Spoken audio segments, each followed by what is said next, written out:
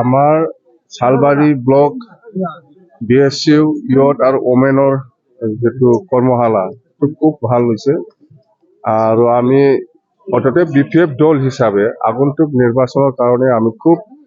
মানে জিৰণি নোলোৱাকে আমি কেম্পেইন কৰি আছো ওয়াৰ্কাৰসকলৰ লগত আমি আলোচনা কৰি আছো খুব ভাল আমাৰ চালবাৰী ব্লক BPF হিসাবে খুব ভাল পজিশনত আছে আমি জিকিম এই 2025 যেটো নিৰ্বাচন হ'ব BTC নিৰ্বাচন ইয়াত চালবাৰী হিসাবে জিকাটো 100% আৰু চালবাৰীত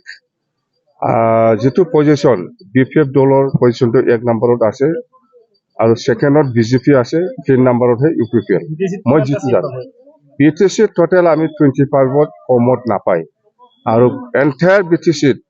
যেটো পলিটিক্যাল ৰাজনীতি যেটো পৰিবেশ পজিশন মততে আমাৰ BPF দলে 1 নম্বৰ পজিশনত আছে সেই কাৰণে আমি কৈছো সৰকাৰ বনাটো কাটাং UPPL 3 নম্বৰত হে আছে 3-4 UPPL পালে 2টা 3টা এটো লাগৰ ওপৰত 2-3টা পাব পাৰে এটো লাগ খাম্পা আৰু চন্দনৰ কি হ'ব ৰাজনীতিক খাম্পা আৰু চন্দনৰ কথাটো মই অলপ আগত কলো প্ৰমোদ বড় কোৱাৰ কথা এইবিলাক মই কোৱা কথা নহয় BPF দলৰ যিমান নেতা আছে বা কৰ্মী আছে আনিবৰ কাৰণে চেষ্টা কৰিব লাগে আৰু আহা পিছত আমি ডাষ্টবিনত পেলাই দিম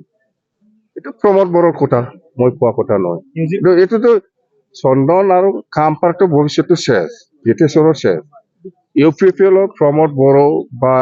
ৰংগৰা নাৰ্জাৰী বা আমাৰ UG ব্ৰহ্ম এই খাম্পা এই চন্দনে বা এই হিতেছে UPPL বিৰোধী কি কাম কৰিছে কৰা নাই হেতু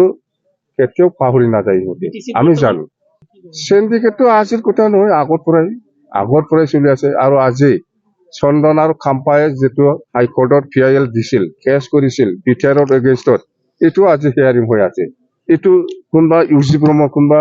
এই ৰংগৰা বা কোনবা এই কিবাটো পাহৰি যায় প্ৰমোদে এইবিলাক কি নাটক এইবিলাক পাহৰি যাব এইটো বাদ দে এইটো উল্টাহে এইবিলাক উল্টা কথা কোৱা মানুহ আসল কথাটো ইজি নকয় কেতিয়াও আসল কথা নকয় UPPL দল নাথাকে বিভিন্ন ধৰণৰ সিন্ডিকেটটো UPPLৰ যিবিলাক লিডাৰ কৰ্মী MCLA ইহঁতে কৰি আছে বাস কি প্ৰয়োজন আছে মোৰ যদি প্ৰয়োজন আছে মই থাকিলে হয় আমাৰ